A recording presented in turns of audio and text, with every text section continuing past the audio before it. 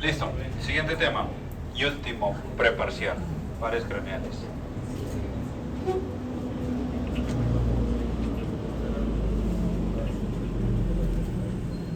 De pares craneales, pues entonces tendríamos por acá que es un conjunto de estructuras que en su gran mayoría van a nacer entonces del tallo cerebral, específicamente desde el tercero hasta el 12º, si esto carga.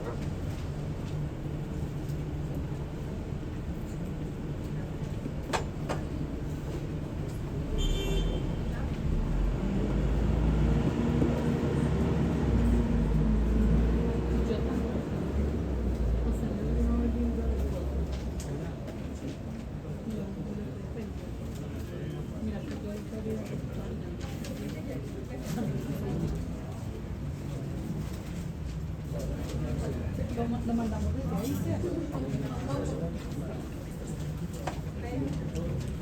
Encéfalo y tallo cerebral vistos desde la cara inferior. Entonces acá aparecen cómo se verían el origen aparente de los pares craneales. Acá, uno, que es el olfatorio. Recuerden que es el único par craneal que no tiene un relevo talámico. La información del olfato viene y se mete aquí hacia el lóbulo temporal, pegado antes a la memoria. Y ya saben por qué los olores tienen que ver con la memoria. El segundo está aquí cortado, el óptico. Y aquí tendríamos los otros, desde el tercero hasta el 12. En el tallo cerebral van a existir unos núcleos que están en la estructura que habíamos visto previamente, que era el tallo. Entonces dentro del tallo van a estar, si fuera en el mesencéfalo, el tercer y cuarto par, y así sucesivamente. Y ahí tienen unos códigos de colores que van a seguir siendo manejados en el resto de la clase.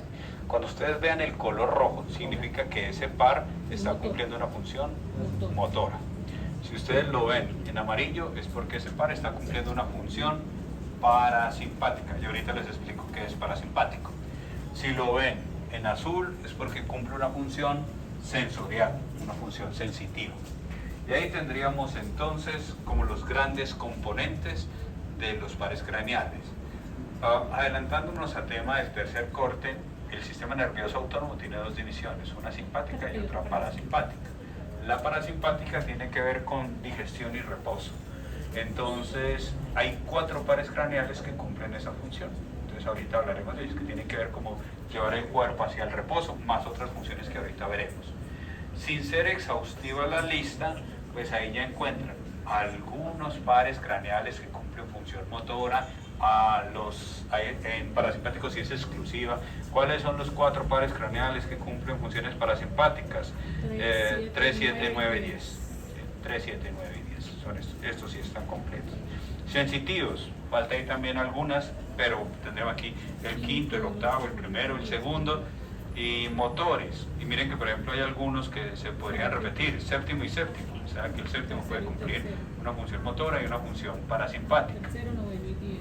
¿Sí? Noveno, 10, 11 y 12, y ya saben, si tienen problema que es una X y un palito, que son 3 palitos, que es un palito y una V, ensayen, ¿listo? O vean películas de Rambo 1, Rambo 2, Rambo 3, es pares craneales.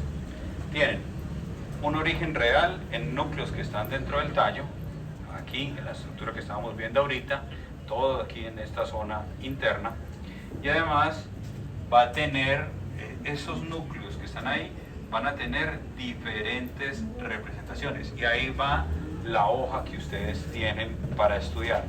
De esa hoja, abajo, en la parte más inferior, van a encontrar una codificación. Y volvemos entonces aquí. ¿Eferente es qué? ¿Entra o sale? Entra, sale, listo. ¿Y aferente? Entra, un input. Entonces, si yo me voy aquí, en lo que dice que un par cumple lo que dice ahí, que es eferente somático, ES, significa que ese par craneal está sacando información y la está sacando hacia una estructura somática. Es decir, me está sirviendo para mover algo voluntario, pero tiene que tener muy claro que es aferente y eferente. Entonces, eferente es para mover algo voluntario. Si yo estoy hablando que un par craneal tiene un componente eferente branquial, significa que sirve para mover, pero algunos músculos que era con algo que vimos en embriología, arcos branquiales. Entonces músculos sobre todo de cabeza y cuello. Eso significa eferente branquial, para unos músculos que nacen de arcos branquiales. Y si dice que es eferente, es motor, pero si dice que es visceral, con V, eso significa que va a servir para mover algo, pero que yo no lo puedo manejar. Un ejemplo en optometría, la pupila. Entonces la pupila, si yo hago miosis, eso ustedes no lo pueden manejar. Entonces ese es un componente eferente motor, sí, pero visceral. No puedo coordinar eso. Eso significan esas raíces que están entonces allá abajo, o esas siglas que están allá abajo. Si es aferente, son inputs, son entradas, y lo que entra es sensitivo, lo que entra es sensorial. Si está entrando un aferente somático, eso significa que es información o del dolor, o de la temperatura, o del tacto, o de algo, pero que está entrando de algo, pues como de estructuras que quedan más hacia la periferia. Si dice que es sensorial especial, pues eso es del inglés, de sensorial special, es de sentidos, y sentidos como lo que ustedes estudian, optometría, la visión. La visión es sensorial especial. La audición, ese sería otro órgano que es aquí, sensorial especial. Entonces así aparecerá como los nazis, SS. Si dice que es aferente visceral, es porque está entrando información sensitiva, pero de algo que vendría siendo una víscera o algo autónomo. Y ahí tendríamos los componentes. Si ven ustedes en la hoja, todo eso va a estar aquí, hacia la extrema izquierda de ustedes, ¿sí? Entonces por acá, en la parte más externa, estaría el nombre del par craneal con su número en romano.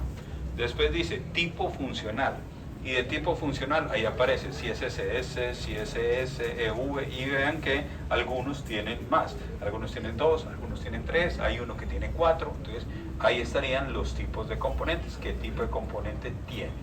Y para el tipo de componente, hacia el lado donde dice funciones, en funciones las van dividiendo: motor, la que tengo por ahí en rojo; sensorial en azul; parasimpático en amarillo.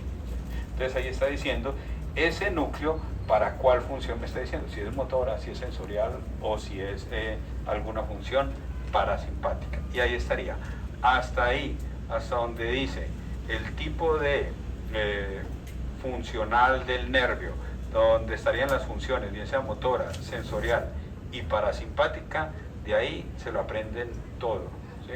De lo otro, donde dice localización de cuerpos celulares, donde dice si está dentro de un órgano, dentro del tronco y conexiones principales, de eso se van a aprender únicamente el segundo, tercer, cuarto y sexto par. El resto no. ¿Listo? Segundo, tercer. Vuelve y muéstrame aquí. Sí, sería segundo. Ah, perdón, ayer le decía el que no era. No, ya me lo tiré. Segundo. No, ¿qué va a pasar aquí, todo esto. De acá, de este el segundo, y de acá tercer, cuarto y sexto. Es que ahí dice, o sea, el sensorial especial que me interesa es el óptico, entonces tienen que saber lo del óptico. Y de motores para el sistema ocular, que es tercer, cuarto y sexto, pues eso va todo. De resto, esa parte donde dice localización de cuerpos celulares, no, ahí le dice órgano de corte, y para lo demás no. Pero entonces únicamente el del segundo par. Resumiendo esa tabla es esto. Entonces, por ejemplo, ¿qué me interesa? Que se aprendan todo, completico. El segundo, el tercero, el cuarto y el sexto. Todo lo que diga de ahí, en texto, eso se lo aprenden completo. Según 2, 3, 4, 6. Y si no, hacen un chance con eso. ¿Sí? 23, 46.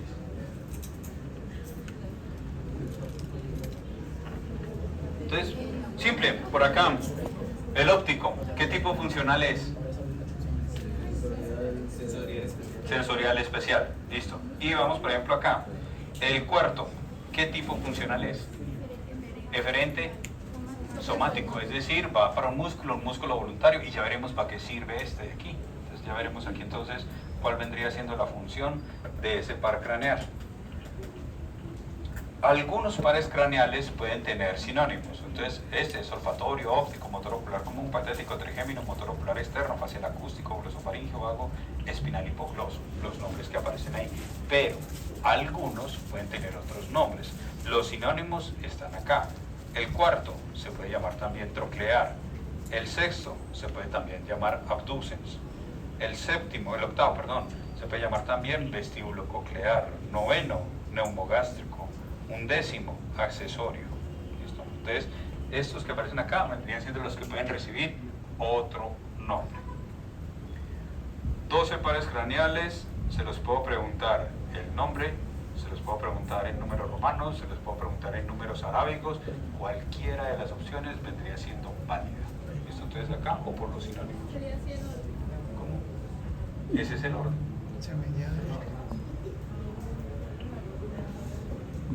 Ya vamos entonces con él. Primer par, el olfatorio. Entonces el olfatorio es un par craneal que su origen real está en la nariz. Ustedes perciben un aroma, me devuelvo entonces a clase de límbico.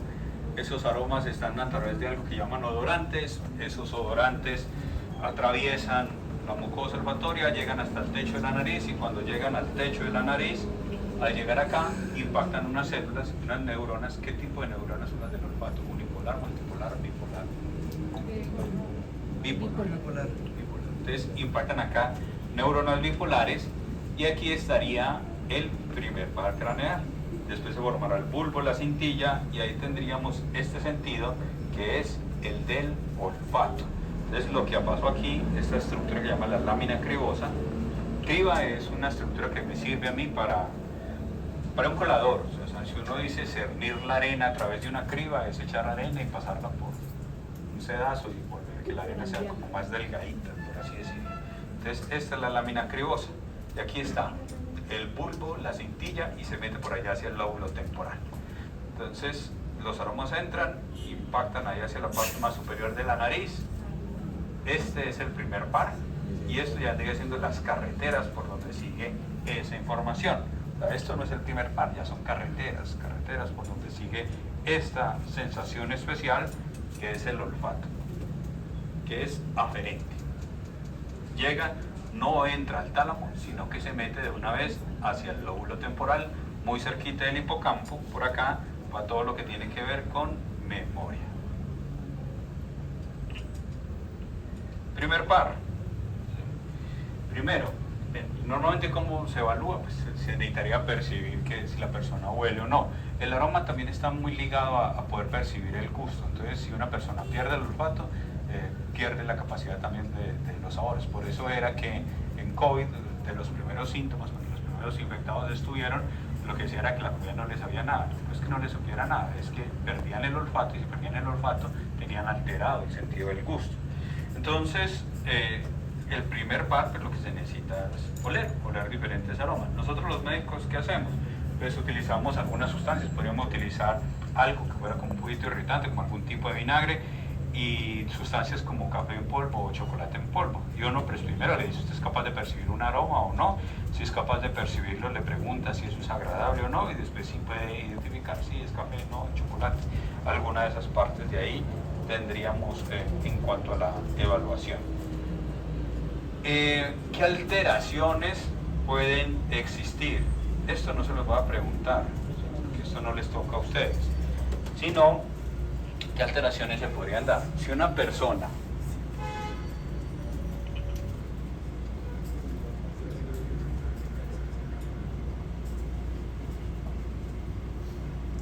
componente del olfatorio, tipo funcional,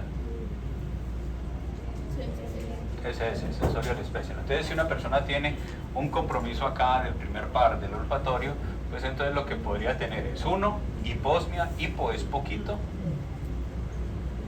olfato. Podría tener pérdida completa del olfato. No le huele absolutamente nada. Anosmia. Existen por ahí también algunos que tienen por ahí alteraciones, o sea, como una alucinación del olor, es decir, debería oler a chontaduro y le huele, no sé, a otra cosa. Entonces eso vendría siendo una parosmia. Sí, una crisis uncinada. ¿Sí? Lo que tenía el pianista era un tumor en el lóbulo temporal, le comprimía y él estaba con parosmia, pero no unas crisis uncinada, Gerwig. Entonces Gerwig tenía eso. Entonces esto es una parosmia. ¿Sí? Y hay algunos, por ejemplo, también con tumores que pueden tener esto. Cacosmia. Cacosmia es que todo le huele a mierda. O sea, es un olor constante a alcantarilla. ¿Sí? O sea, un olor completamente desagradable. Muy triste. O sea, ¿por qué? Porque esto depende también del gusto. Entonces imaginen ustedes ver la comida que a ustedes más les guste, una bandeja paisa, un sancocho, no sé, su comida favorita, ¿sí? Un cuy ahí decapitado todo paramilitar, alguna cosa, pero que ustedes lo ven y lo ven rico, pero lo prueban y les sabe a mierda, porque es un problema del olfato. O sea, que todo lo que ustedes coman les sepa maluco, es muy triste, pero desde esto por acá, un problema. No les preguntaré cuál es el origen de todo esto, pero sí el hallazgo clínico que podría existir entonces por acá. Entonces, parosmia es una alucinación, El segundo par, no me voy a meter mucho en clínica del segundo par, porque para eso tenemos toda una clase. ¿Listo? Entonces, por acá, inicialmente, las generalidades. El segundo par, uno de los más importantes para ustedes, estoy haciendo el óptico. Tipo funcional del óptico. Ese, y ahí está el color. ¿Listo? Entonces es un sensorial especial. ¿Qué función especial? Pues bien, estoy haciendo ver. Y de ahí ustedes tienen todo el resto de la carrera para aprender alteraciones del segundo par. Aprenderán a mirar todo lo que tiene que ver con campimetría, la parte de campos visuales, la agudeza visual, el fondo de ojo, el sentido cromático. O sea, la esencia de su carrera arranca por acá, con el segundo par craneal. Pueden utilizar, ¿dónde se origina en las células ganglionares de la retina? ¿Qué dice ahí el texto? ¿De dónde nace? Debe tenerlo por ahí en células ganglionares de la retina. Entonces ahí es donde la están haciendo. Función, una función sensorial especial que vendría siendo ver. Ustedes hacen exploración de la agudeza visual. Nosotros los médicos somos muy básicos, muy sencillitos para eso. Utilizamos una tabla de Snellen y ustedes utilizan ya otro tipo de tablas, bueno, ya de otras cosas para visión lejana, para visión cercana. Tienen otras tablas para evaluar sentido cromático. Recuerden que nosotros tenemos una visión RGB, Red, Green, Blue, y de acuerdo a eso podemos percibir, algunas personas tienen un defecto en alguno de ellos y no pueden ver un determinado color. Aunque esto puede tener variación por el tipo de luz, por la inclinación del televisor, hagamos un mini test. ¿Cuántos círculos no tienen número? ¿Cuántos no tienen número? Dos. Tres. ¿Alguien da más? Cuatro. ¿Alguien da más? 7. Uy, tiene un problema. 1. Voy a revisar. 1. 1. Voy a revisar. 4. Que no tiene número. La respuesta. Arranquemos. Este no tiene. Este no tiene. Este no tiene. Y este no tiene. Todos los demás por dentro tienen algún número. Ahí está. Y ya saben, y ya miran entonces a mí. Por ejemplo, para mí, que se me dificulte estas tonalidades de azul. Lo veo, pero duro, ¿sí? Aquí es un 5. Este también para mí es difícil, las tonalidades de azul, el 45. 45, 5. Arriba del 15. Arriba del 15, ¿de cuál 15 de este? 45.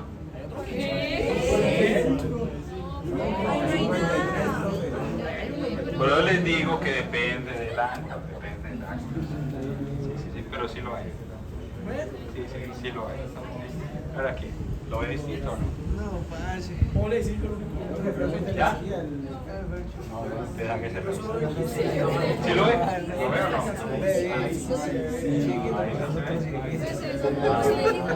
Sí, por eso depende. Ustedes obviamente no van a hacer esto así en un televisor, tienen su cartilla, bueno, y todo lo demás para mirar esa parte de ahí.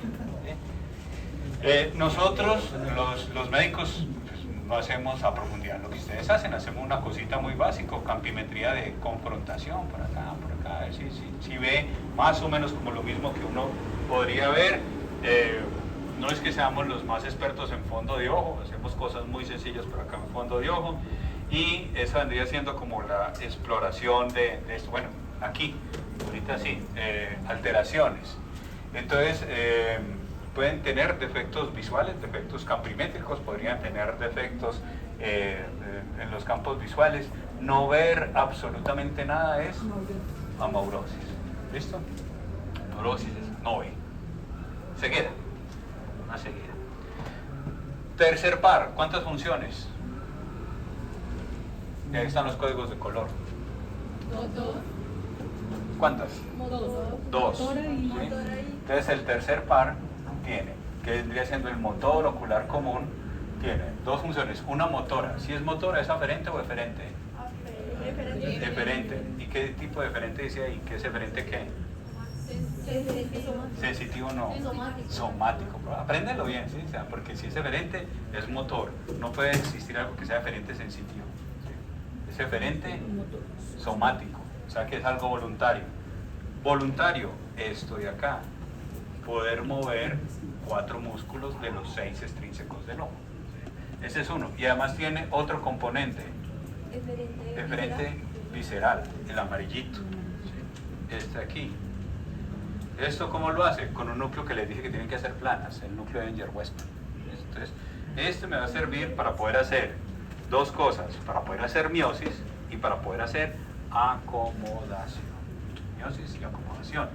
Miosis, que la pupila sea más pequeña. Acomodación, como tenso o relajo yo este lente interno para poder ver de cerca, para poder ver bien de lejos. Entonces esos son músculos que están dentro del ojo, intrínsecos, no los puedo manejar.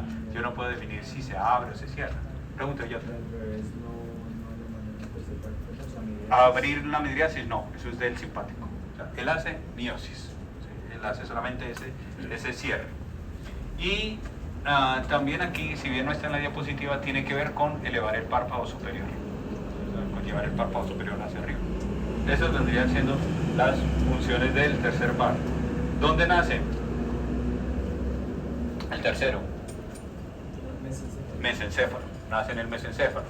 Tiene dos componentes, un núcleo motor y un núcleo parasimpático, el de Enger-Westphal. Los dos salen, tercer par craneal, llegan hasta el ojo, cerquita del ojo, y cuando estén cerquita del ojo, inervan 4 de los 6 músculos extrínsecos del ojo y los 2 intrínsecos, 4 por fuera y unos que están por dentro. Entonces aquí tendríamos el núcleo motor y el de Edinger para poder mover esto, y aquí está mostrando solamente Enger-Westphal en azul, para poder hacer miosis y acomodación, para poder tensar este cristalino y para poder cerrar la pupila.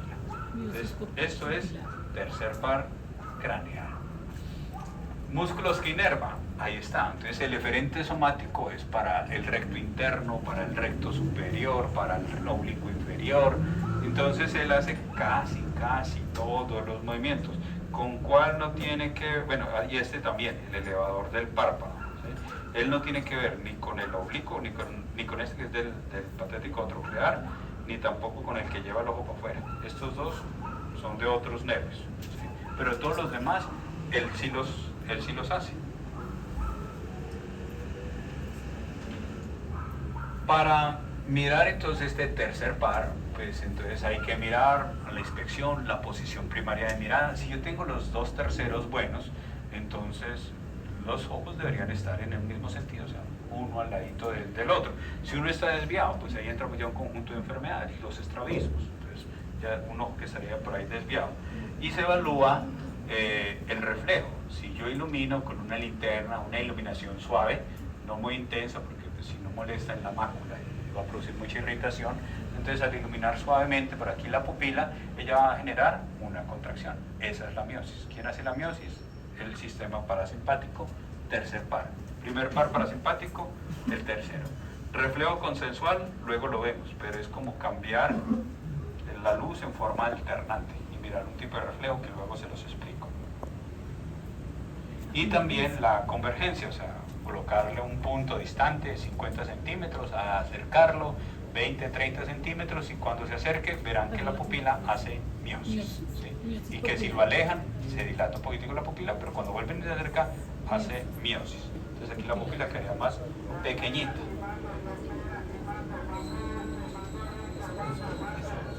Si se lesiona el tercero, ¿qué ocurriría? Entonces, tienen que pensar esto. El músculo cumple una función motora. Si ya no está esa función motora, si ya no está este eferente somático, lo que ocurriría sería una parálisis. El músculo está paralizado. Si el músculo está paralizado, lo que va a hacer es que todos los demás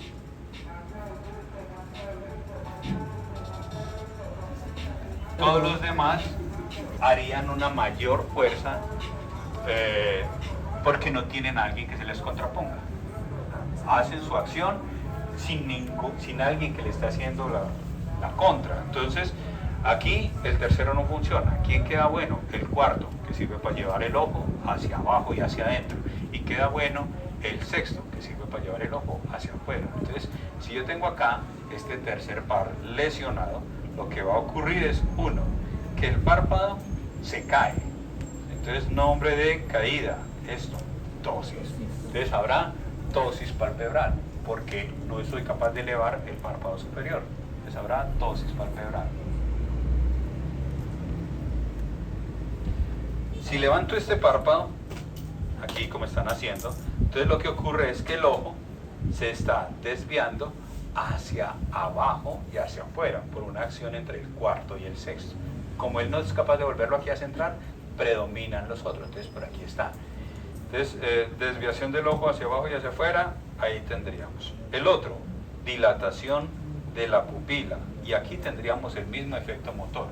Él desde el punto de vista visceral sirve para cerrar la pupila. Si no tengo a nadie que le esté haciendo contrapeso, el sistema que tiene que ver con dilatar la pupila actúa sin que nadie se le oponga. Entonces por eso la pupila queda dilatada. Nombre de pupila dilatada, Villota. Midriasis. Entonces la pupila estaría midriática, habría ptosis palpebral y el ojo estaría desviado hacia abajo y hacia afuera. Y no podría darse estos reflejos de acomodación y de la luz. Resumido, bueno, acá, ¿cuál es el ojo malo? Derecho, listo. Ptosis palpebral, elevo, ojo dirigido hacia abajo y hacia afuera. Y aquí, entonces, se pierde la simetría. Este está bien centrado y este se fue para un lado, estrabismo. ¿Sí? Y aquí, ¿cuál es el ojo malo? Y acá, derecho. ¿Sí? Entonces, ahí tendríamos los diferentes hallazgos de una lesión del tercer par. Parálisis del tercer par craneal derecho, ojo hacia abajo y hacia afuera, pupila dilatada, ptosis palpebral. Cuarto par craneal.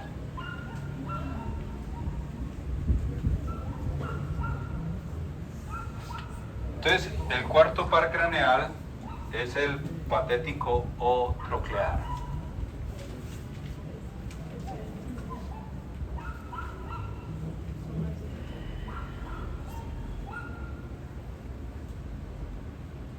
Componente, tipo de función. Eferente, o sea que es motor o sensitivo. Motor. Motor, y motor puro, y nada más que motor. ¿Para qué músculo? Para ese, para el oblicuo superior. Ese oblicuo superior es el cuarto, nace por delante o por detrás del mesencéfalo. Por detrás, y el único que nace por detrás. ¿Listo? Entonces, se origina en el mesencéfalo, sirve para el oblicuo superior y estamos en un sexto piso. Si ustedes bajan por las escaleras, necesitan el cuarto, porque el cuarto permite mirar hacia abajo y hacia adentro. Entonces, eso es la función por acá del cuarto. Mover el ojo hacia abajo y hacia adentro, naciendo por acá en el mesencéfalo. ¿Por qué se denomina entonces patético? Eso es de la iconografía mariana. Entonces a las vírgenes se les pinta como con esta mirada triste y contemplativa, y es una mirada hacia abajo y hacia adentro, y se denominaba así, una mirada patética. Entonces una mirada patética era la mirada entonces de ahí se denomina también troclear, es porque en anatomía una tróclea es como un gancho que sirve para que algo pueda girar mucho más fácil. Entonces aquí es como si hubiera un rodillito, y entonces en este rodillo como una tubina de hilo, por así decirlo, y aquí rueda ese hilo por acá. Entonces este músculo rueda acá, entonces está rodando sobre una tróclea, por eso llaman troclear. Entonces patético o troclear. O si están en todo lo del límbico y todo lo demás en la clase pasada y en desamor y todo eso, pueden decir su amor es como el cuarto par, patético. Cuarto par. Se paralizan. Bueno, la lesión, pues si es eferente somático y se lesiona, pues es esto mismo, es una parálisis. Habría también un estrabismo. Entonces, pero ¿qué sucede aquí con este estrabismo? ¿Hacia dónde se dirige? Ese, bueno, el nombre no se lo va a preguntar, el de Bielschowski, ¿sí? Tienen por aquí muchas consonantes juntas, ¿sí? Entonces, lo que ocurre es que, como él sirve es para llevar el ojo hacia abajo y hacia adentro, y no funciona, ¿quién sí queda ganando? El tercero, porque el tercero mueve 4 de 6, entonces es el que queda ganando en fuerza, y como queda ganando fuerza, el ojo termina siendo dirigido hacia arriba y hacia adentro, como mirando aquí al entrecejo. Entonces, esa es la lesión del cuarto par. Una lesión del cuarto par, el ojo queda dirigido, afectado, queda dirigido. Aquí no hay ptosis, porque el cuarto par craneal no tiene nada que ver con el párpado superior. ¿Sí? Eso es solamente el tercero. Entonces, cuarto par. Sexto par craneal.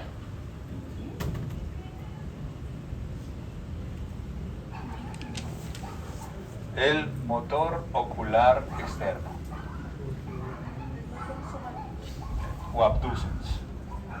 Es motor, sí, pero motor no dice motor porque no es MS, entonces es ESS, no. ES, eferente somático. Eferente somático para uno solo, ¿sí? Que vendría siendo el recto lateral, ¿sí? Próximo miércoles tienen parcial. Si no tienen ni idea y no estudiaron, alguno tratará de utilizar el recto lateral, ¿sí? O sea, como mirar aquí para un lado o mirar acá para el otro, ¿sí? A ver qué logra pescar. Entonces sirve es para abducir, ABD, ¿sí? Pero se llama abducens. Abducir es alejar de la línea media. Entonces si yo alejo el ojo de la línea media, esta es una abducción. Lesiono ese eferente somático, entonces ocurriría una parálisis, ocurriría un estrabismo. ¿Qué sucede con el estrabismo? Vendría siendo lo siguiente. Bueno, y se inerva este músculo, el recto lateral, recto externo, que me sirve para mirar hacia afuera, hacia la izquierda, o hacia acá, hacia la derecha. Entonces, esta está buena, sino que tiene la capacidad de mover mucho el recto lateral. Entonces, aquí está haciendo un uso extremo de ese recto lateral. Pero entonces, esta es la función del recto lateral, mirar hacia afuera. Si no, acá, tendríamos este par craneal que nace, este ya nace en el puente, ¿sí? Ya vimos que tercero y cuarto nacen en el mesencéfalo, el sexto nace ya en el puente, inerva este músculo y sirve para desviar el ojo hacia afuera, para hacer abducción, ABD. Si él sirve para llevar el ojo hacia afuera, o sea, la función normal es esta, entonces su lesión hace que gane otra vez el tercero, pero gana hacia acá, hacia adentro. Entonces, esa vendría siendo la desviación. Si fuera del cuarto, pues sería así. Entonces, este es del sexto y este es del cuarto. La parálisis. Entonces, ahí ya quedaría ese ojo afectado dirigido entonces hacia la línea media. Tercer, cuarto y sexto par aparecen entonces ahí como aislados en un solo grupo que llaman motores oculares. Entonces, por eso se salta uno el quinto, ¿sí? Para poder explicar en su conjunto 3, 4 y 6. Ya saben, de 2, 3, 4 y 6 pregunto todo lo que esté en la hoja. Entonces, todo lo que esté en la hoja. Y ahí en la hoja aparece, bueno, por acá, resumen para ustedes, para que después lo tengan por ahí. O sea, como si están explorando diferentes tipos de posición de mirada, ¿quién tiene que ver con eso? O sea, ¿quién lleva hacia acá? El oblicuo menor, tercer par, hacia acá, hacia aquí, hacia afuera, el recto lateral el sexto, hacia abajo y hacia adentro, el oblicuo mayor con el cuarto y todos los demás movimientos.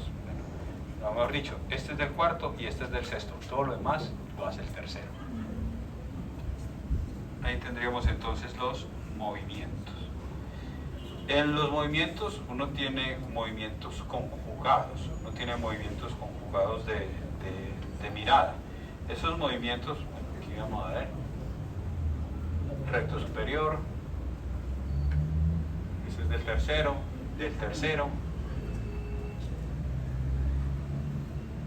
sexto, tercero, cuarto,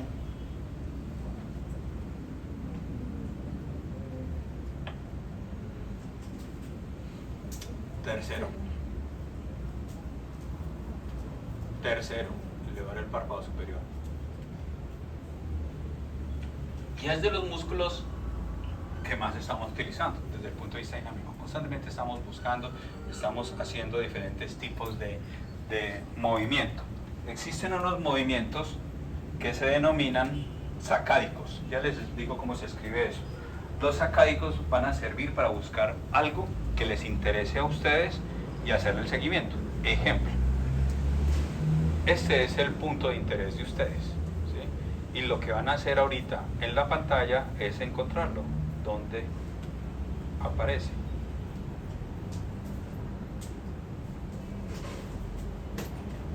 Los movimientos que utilizaron para poder buscar el punto se denominan movimientos sacádicos, porque el ojo brinca, son muy rápidos esos movimientos. Otra cosa vendría siendo los movimientos de seguimiento. Seguimiento, ¿sí? Como los que están ahorita en el fútbol, ¿sí? Entonces yo veo el balón para un lado, veo el balón para el otro, pero sigo el movimiento. Estos son más lentos. Y entonces el ojo tiene una integración a nivel del cerebro para poder modificar eso. Y ya se las explico.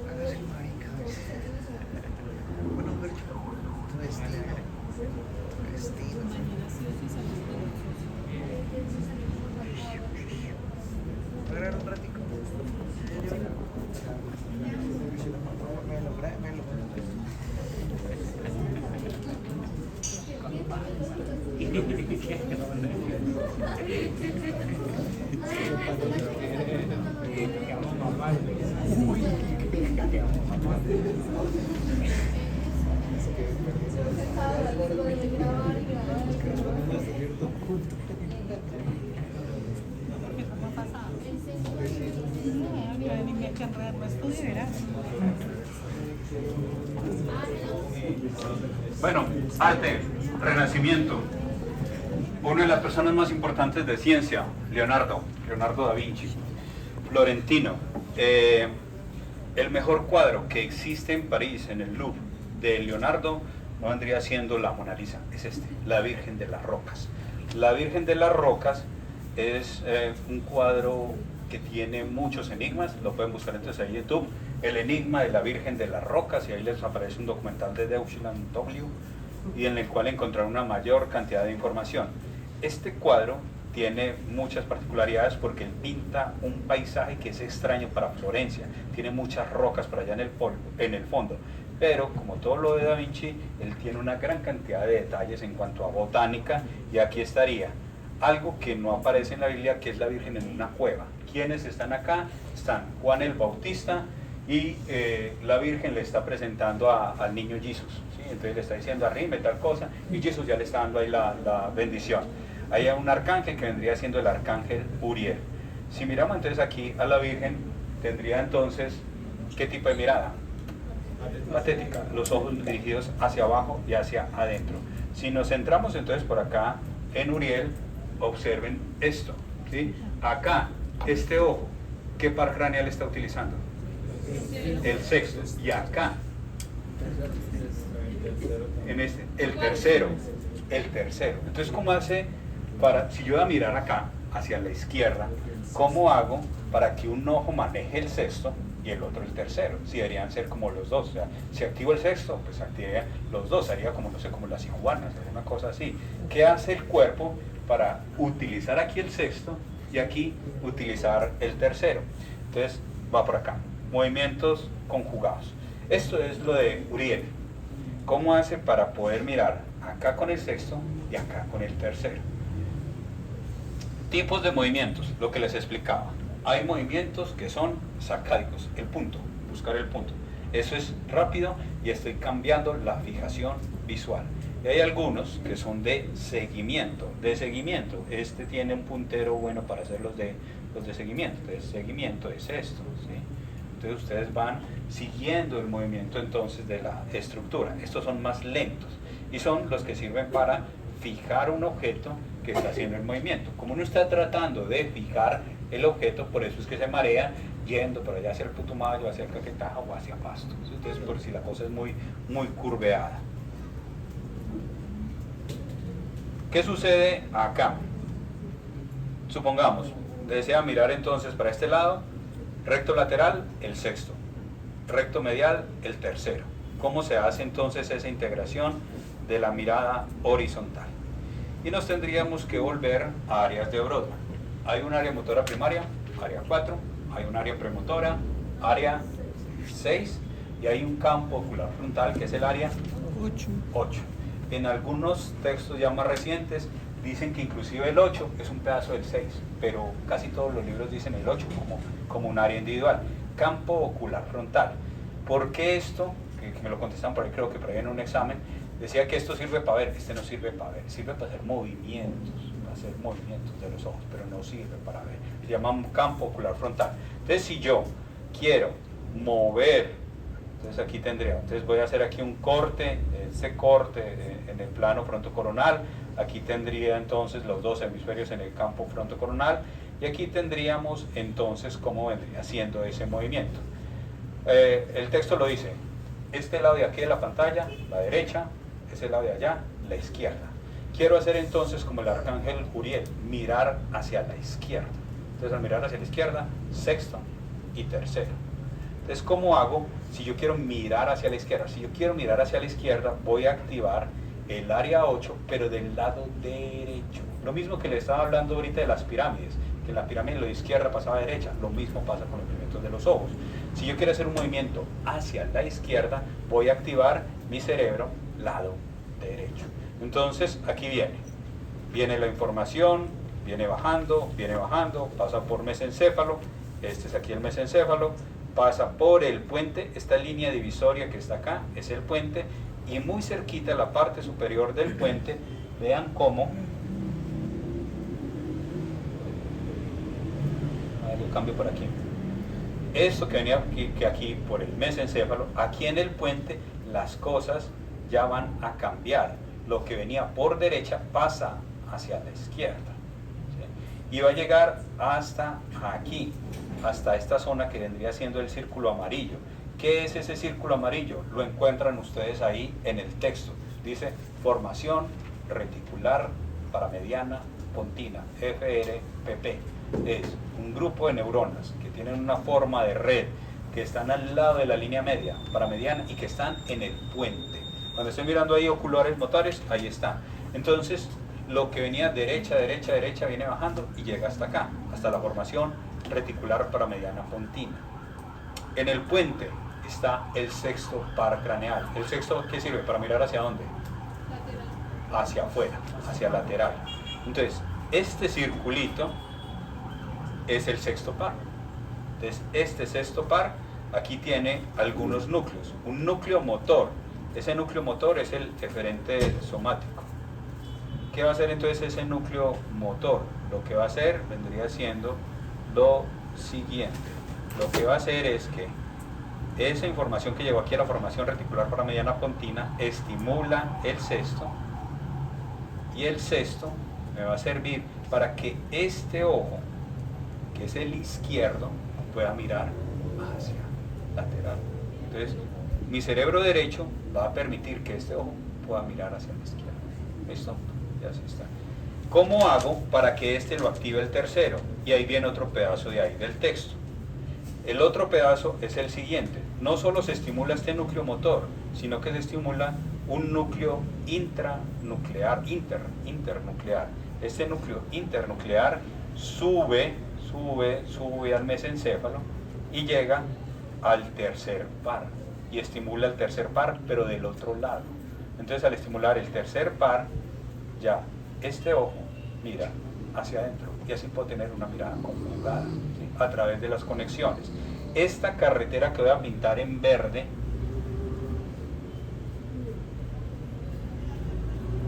esta carretera, fue una que les dije ahorita, fascículo longitudinal y mediano. Y ahí encuentran entonces ya las palabras y la explicación a cómo se comunican.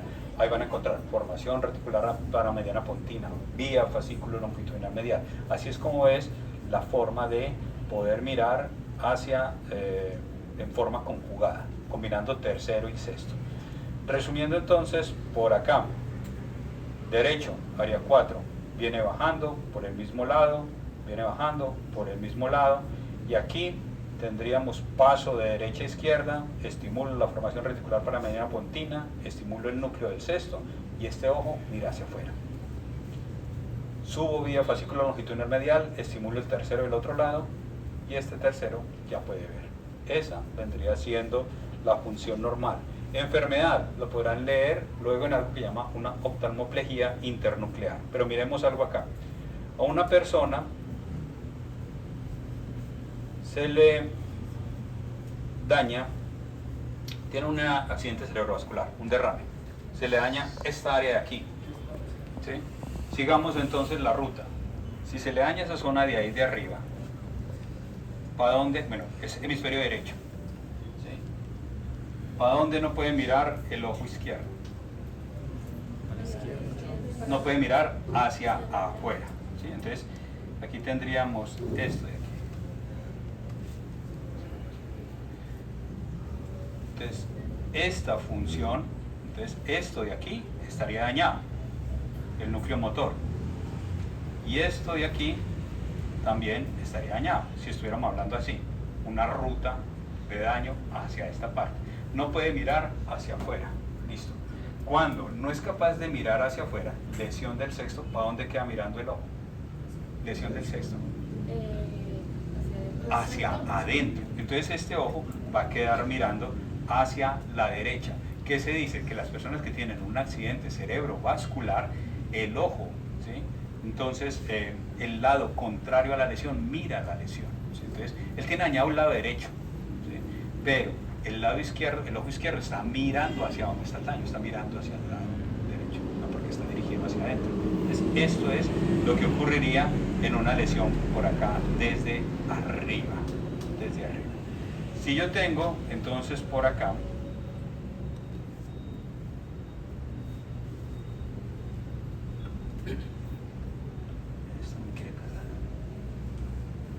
si el daño, ya les voy a explicar este aquí para poder comprender esto. Esto es de movimientos sacádicos. Esto es lo de movimientos de seguimiento.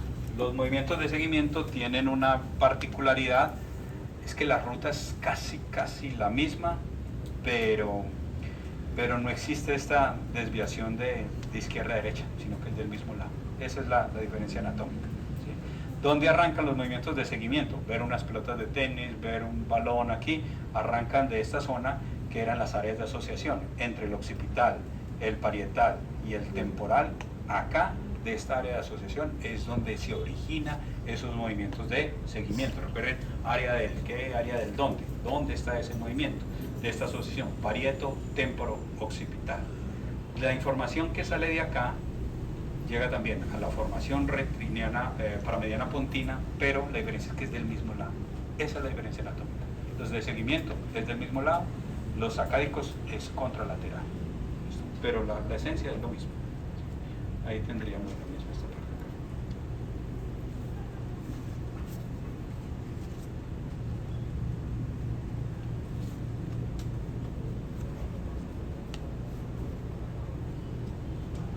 Si yo tengo una lesión acá, en el fascículo longitudinal medial, ¿sí? Este ojo, ¿puede mirar hacia afuera o no? Sí. Sí, pero aquí, porque esta X está ahí puesta desde antes, ¿sí? Pero la lesión está aquí, en el fascículo longitudinal medial. Entonces, el sexto ojo sí puede, pero aquí el daño estaría en este.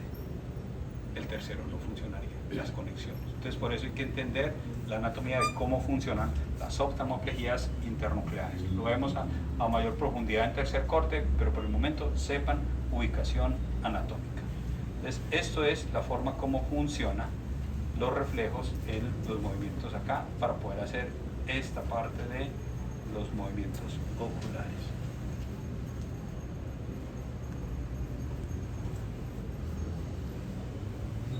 Quinto par. Trigémino. Trigémino significa tres mellizos, tres gemelos. Eso es entonces la explicación de...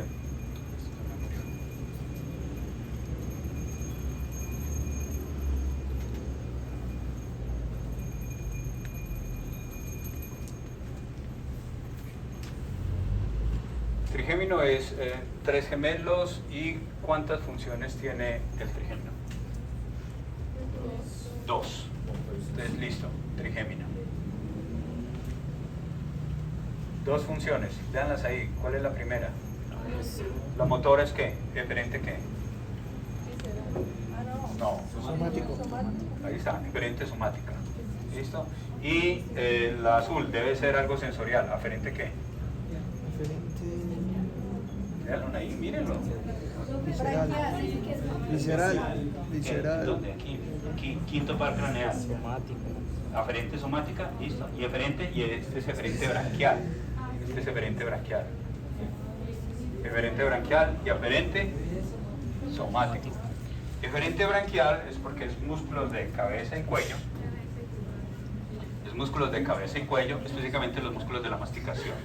Y aferente somático es que entra información sensitiva. La principal función es esta, la información sensitiva. ¿Qué información sensitiva entra? Tacto, olor y temperatura de la cara. O sea, si ustedes se chuzan la frente, se chuzan la mandíbula, se chuzan la mejilla, se muerden la lengua, toda esa información dolorosa entra por el trigémino. Y él tiene tres ramas. Las tres ramas son las siguientes. Como es el quinto par, pues entonces es la rama 5.1, 5.2 y 5.3. Pues este 5 es de romano. 5.1, acá, frontal, 5.2, maxilar, 5.3, mandibular. Esto llega hasta este ganglio, que es el ganglio del trigémino, y eso integra una información sensitiva. Si se acuerdan de áreas de Brodmann, en áreas de Brodmann veamos los homúnculos. Entonces en los homúnculos, gran parte del homúnculo es la cara. Antes de que existiera una gran cantidad de tratamientos, si alguien tenía una neuralgia del trigémino, un dolor que tendría el trigémino, muchos preferían matarse porque es una de las situaciones más dolorosas que puede existir para un ser humano. Tiene mucha información neuronal sensorial. Entonces acá, este de aquí, la rama 5.1, lleva información, por ejemplo, por acá, de la parte superior del ojo, todo lo demás.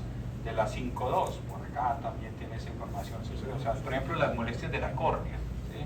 Las molestias de la córnea, todo el dolor que provenga de la córnea entrará por el trigémino. El dolor ocular entrará por el trigémino, el dolor. Entonces, esa información va a entrar. Si ustedes van donde el odontólogo y los anestesios y les clavan una aguja por allá atrás en el ángulo de la mandíbula, les queda dormida la mitad de la mandíbula y la lengua ustedes la sienten dormida y sienten el labio grande hinchado, ¿sí? Sin estar hinchado, es por una anestesia aquí a nivel del quinto par. Ramas, entonces, 5.1, la oftálmica, toda esta zona que está aquí en rojo, 5.2, la maxilar, la parte media de la cara, 5.3, la mandibular.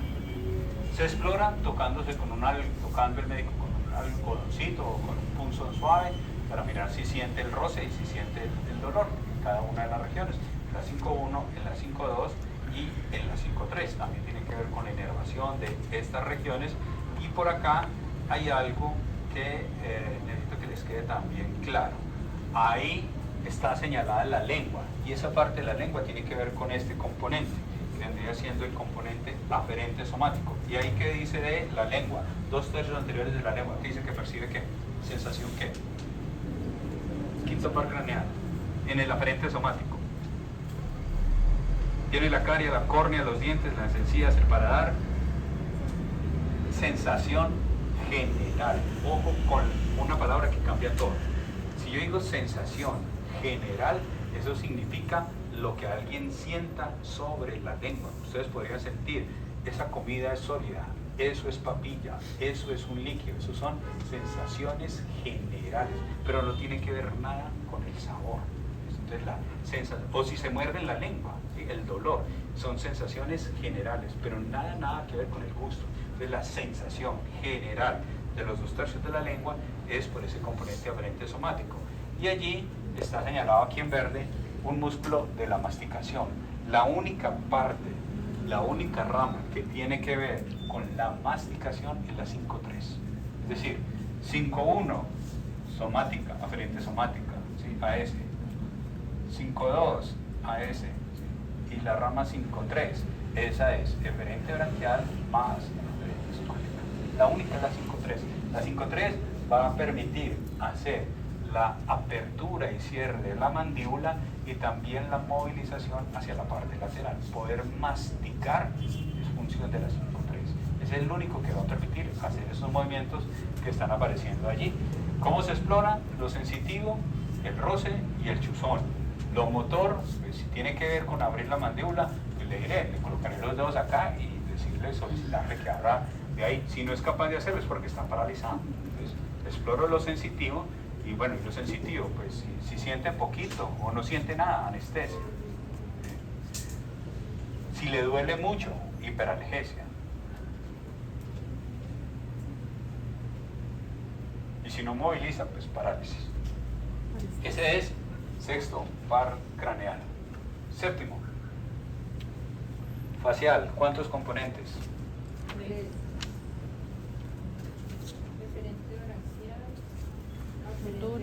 Listo, entonces, eferente, ¿cuál eferente?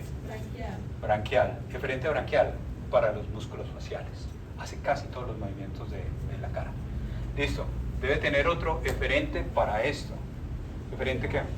Visceral. Eferente visceral. ¿Sí? Entonces, eferente visceral tendrá que ver con las lágrimas, con la producción de moco, con la producción de saliva. Este vendría siendo el segundo par parasimpático. El primero, el tercero, el segundo, el séptimo. Listo. ¿Y el otro componente? Aferente visceral, lo que está allá en azul, sensibilidad. Y ahí dice, papilas gustativas 2/3 anteriores de la lengua. Y entonces esa es la diferencia entre el quinto y el tercero. Quinto, sensación general de los 2/3 anteriores. Séptimo, sensación del gusto en los 2/3 anteriores. ¿Sí? Reciben información, pero vendría siendo de el gusto. Y ahí tendríamos entonces como este séptimo par craneal con sus diferentes componentes me sirve, uno, con un componente eferente branquial para poder hacer casi todos los movimientos de la expresión, mandar un pico, mirar enojado, hacer puchero, sonreír, silbar, soplar los cachetes. Eso es función del séptimo. Si se paraliza el séptimo, tendríamos parálisis facial. Entonces la parálisis facial.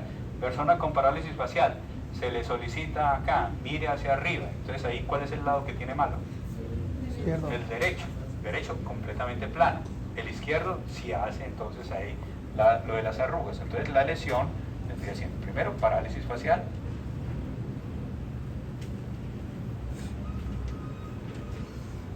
Después tendríamos por acá otras alteraciones. Si él tiene que ver con este componente eferente visceral con producir lágrimas, entonces si produce lágrimas el ojo está humectado. Si no produce lágrimas el ojo está seco, ojo seco. Nombre técnico para ojo seco.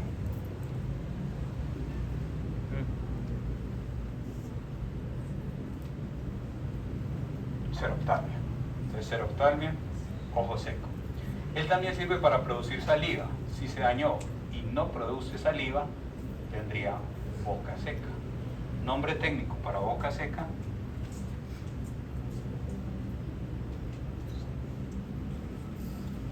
Serostomía.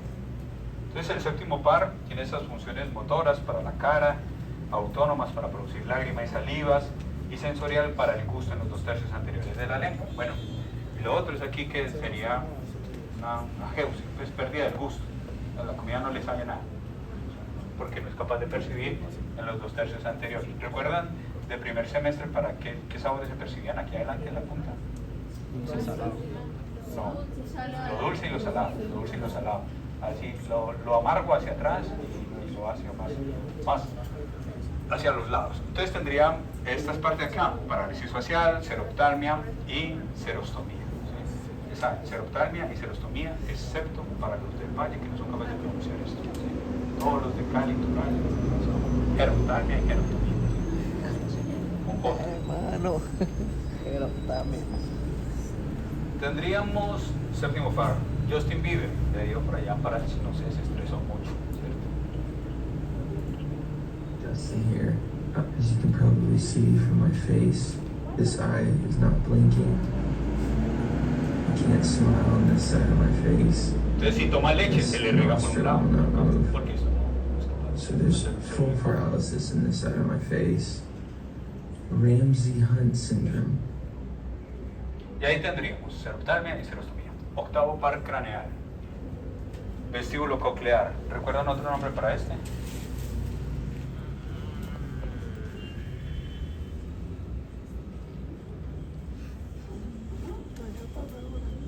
Acústico o vestíbulo coclear. Tiene que ver con, bueno, componente, uno y no más que uno. ¿Qué es ese? Sensorial especial. ¿Qué es sensorial? Oír. Tiene que ver con la audición. Tendríamos el caracol, es la parte del oído que tiene que ver con oír, y la parte vestibular es la que tiene que ver con el equilibrio. Son dos estructuras. Entonces yo emito unos sonidos.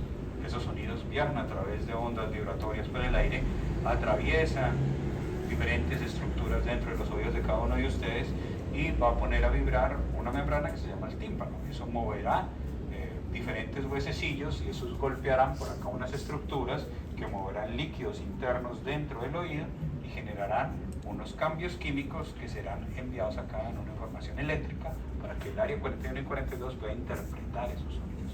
Entonces eso vendría siendo esa parte. Porque nosotros también tenemos un recuerdo musical? Ustedes se aprenden tantas canciones y no recuerdan los 12 parámetros, pues los tienen que aprender, no sé, con canción también, pero es porque la música también está muy pegada al temporal y eso tiene que ver por ahí con la memoria.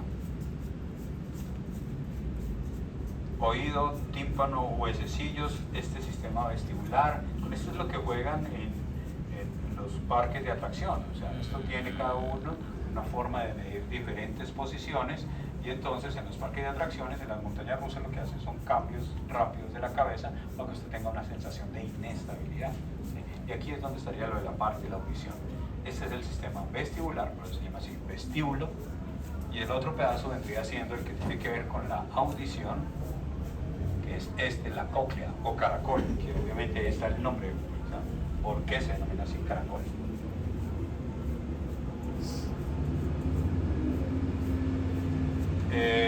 Listo. Si no oyen,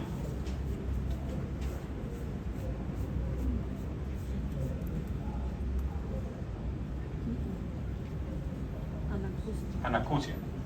Si oye poquito, búscalo por allá arriba.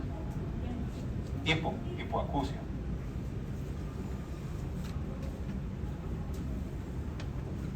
No oír, anacusia, oír poquito, hipoacusia. Noveno par craneal, el glosofaringio. ¿Cuántas? 3. Démoslos por aquí a ver para que quepa. El noveno par vendría siendo el gloso. El glosofaringio tiene 3. El azul, el sensitivo. ¿Aferente qué? Visceral. El motor, ¿referente qué? Visceral. Y bueno, ese es el amarillo. El amarillo, sí. ¿Y el motor, referente qué? Branquial, para músculos branquiales. Entonces, el referente branquial es para esto, músculos que tienen que ver con deglutir, con tragar. Este tiene que ver con producir saliva, este referente visceral. Y el azul es con percibir la sensibilidad en la parte de atrás. ¿Sí? ¿Qué sensibilidad dice ahí? Sensibilidad general, sensibilidad al gusto, ¿o qué? General. Sensibilidad general. Entonces ahí tendríamos que la sensibilidad general dependería del quinto y del noveno. 2 tercios anteriores el trigémino, tercio posterior el gloso.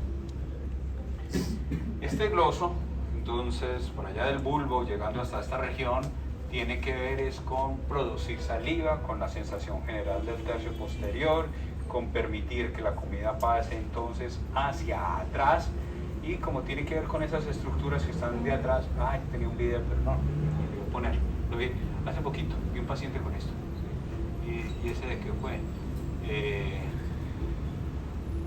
ya, le pegaron un tiro, no murió, o sea, hay gente de buenas, le pegaron 4 tiros, uno en la parte media atrás de la cabeza y no le entró al cráneo, se fue por acá por el músculo, otro aquí en toda la columna, en la línea media, y se le fue por acá para la clavícula, y 2 atrás en la espalda que no le entraron al pulmón, le salieron por acá por un lado, 4 tiros y ninguno, solamente que este es de piel del cuello, hizo un hematoma grande, lo tuvieron que explorar, y cuando lo exploraron posiblemente hayan lesionado el noveno, y entonces al solicitarle que abriera la boca, la úvula, la campanita, se le iba así.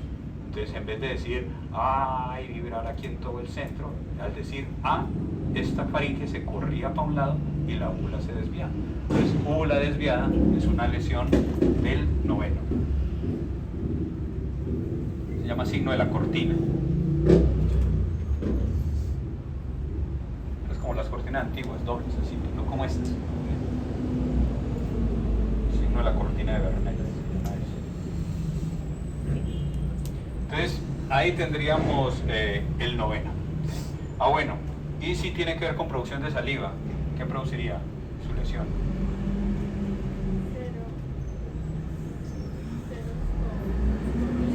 Serostomía. Produciría serostomía. Y tendría también problemas para deglutir y todo lo demás. El décimo. Bueno, aquí van 3 de los 4 parasimpáticos. 3, 7, 9 y el último es este, el décimo. Entonces el décimo par craneal, el vago, es el más importante de los 4. De 3, 7, 9 y 10, el más importante de esos 4. Él tiene como 4 funciones, ¿cierto? Pues yo aquí puse 3, pero debe tener 4. Debe tener 4. Entonces él cumple funciones muy parecidas a las del noveno, pero lo más importante de él es este componente. Es el más importante nervio parasimpático. Es decir, este es el que está controlando gran parte del funcionamiento del corazón, de los pulmones, del intestino. De todos esos 4, sin el tercero, bueno, listo, no hago miosis. Sin el séptimo ni el noveno no produzco saliva. Pero sin este es imposible poder sobrevivir. Es el más importante de todos. Recibe sensibilidad de atrás, muy parecido como al noveno. Permite deglutir como el noveno, pero la gran diferencia es este. Vago, uno diría que es vago y que no hace absolutamente nada, pero lo que pasa es que ese nombre de vago significa, bueno, venía del latín y era como el caminante o el errante, o sea, el que viaja a través del viajero, es más o menos como lo que significa por dónde viaja él. Él tiene que ver con inervación para los pulmones, para el hígado, para el estómago, para el intestino, para el delgado, para el grueso. Entonces por eso es el más importante de todos, ¿sí? Va a producir desde el punto de vista clínico alteraciones para poder deglutir. Entonces este es, por ejemplo, este es del noveno, cuando la úvula se desvía, y si alguien tiene problemas del décimo, acumula líquidos aquí atrás, hacia la parte posterior, porque no puede tragar bien. Yo les decía, algo normal para tragar las pastas podría ser esta posición, o sea, tomar el líquido, dejar la pasta acá y tragar entonces el líquido. Una persona normal, con un vago normal, el líquido hace un reflejo y pasa facilito. Entonces por eso les digo que es más fácil pasar la pepa aquí, así de esta forma. Pero una persona con el décimo, pues esto es una maldad. ¿Por qué? Porque tiene el agua aquí. Yo le digo, tome una buena cantidad de agua, sosténgala aquí en la boca, baje la cabeza y le digo, tráguela. Y entonces él, al tratar de tragarla, como no es capaz de deglutir, se le viene por la nariz. Pero no me gusta hacerla casi, porque después toca trapear y todo. Pero no. Pero es el vago. Los 2 últimos. Par 11. También, último grado que ustedes hicieron en el colegio, 1/10. Entonces también lo puedo preguntar así, nominal y ordinario. Entonces, 1/10. Si después no me digan, profe, ¿qué es 1/10? 1/10, 11. El nervio espinal o accesorio. Función, una y no más que una. ¿Cuál? ¿Eferente qué? Eferente braquial. Para dos músculos, esternocleidomastoideo y trapecio. Trapecio y esternocleidomastoideo. Son dos. ¿Para qué va a servir el trapecio? Para que ustedes me digan, profe, no sé hacer esto. Esto aquí. Entonces, esta elevación de los hombros es del trapecio. O decir, sí sé, para acá, para poder mover entonces el esternocleidomastoideo. Inerva esos dos músculos. Tiene que ver con elevar del hombro, pues si se lesiona, pues el compromiso vendría siendo una parálisis. Parálisis para subir el hombro, poder hacer aquí, o para llevar el cuello hacia adelante. Ese vendría siendo el undécimo. Duodécimo. El hipogloso. ¿Cuántas funciones? Y no más que una. ¿Qué tipo de eferente? Eferente somático. Eferente somático es que controlar, en este caso, los músculos de la lengua. Saben que de lengua hemos hablado de diferentes cosas. Una cosa es mover la lengua, otra cosa es sentir el gusto en la lengua y otra cosa es sentir cosas generales en la lengua. Entonces vean que son pares que van cumpliendo cosas distintas. Este es para movimiento. Músculos de la lengua, más o menos 17.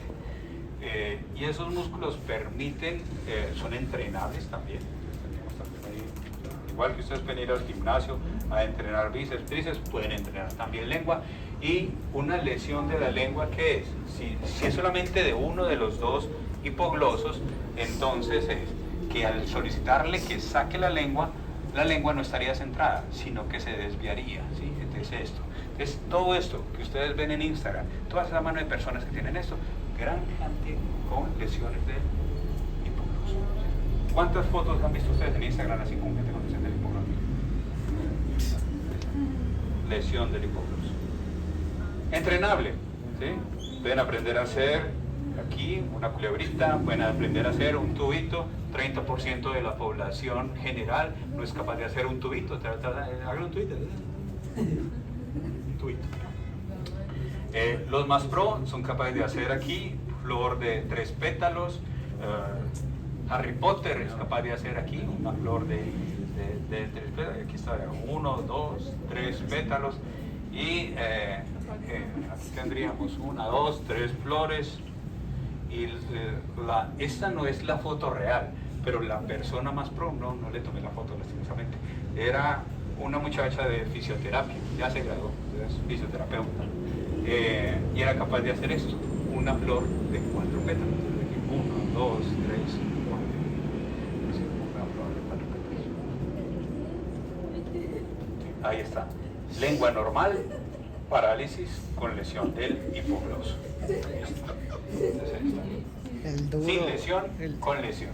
El dueño de Colombia. Y ahí tendríamos entonces cada uno de estos pares craneales.